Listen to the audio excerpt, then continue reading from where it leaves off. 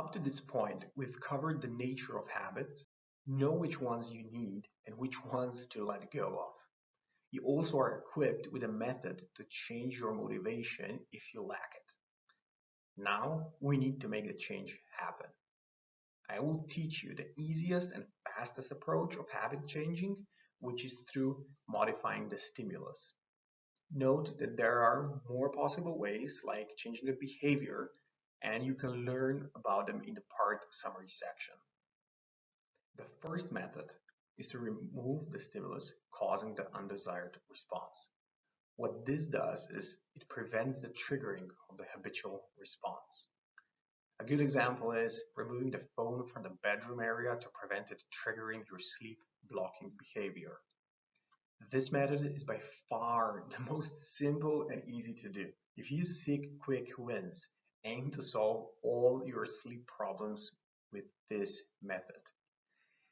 If this does not work, or for some reason is not possible, you should deepen the analysis of the habit loop by zooming in or tracing backwards. Zooming in translates simply to making a closer inspection. What does that mean?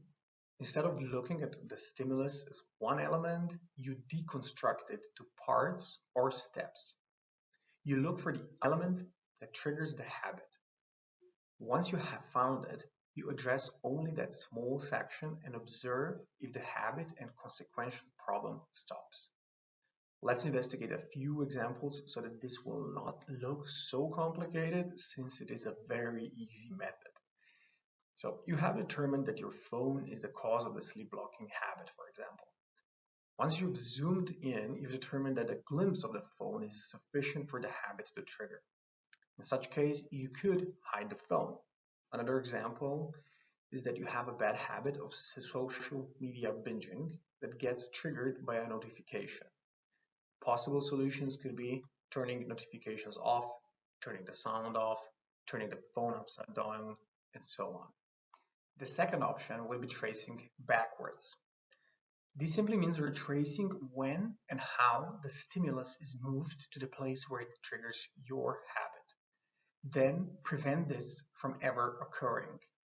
Let us investigate this on the same example when a phone triggers a negative habit. You could prevent bringing the phone to the bedroom altogether by leaving it somewhere else. That would be the first option. Going further back, you could install a different habit of putting the phone somewhere in your home where you will forget about it immediately after entering your home.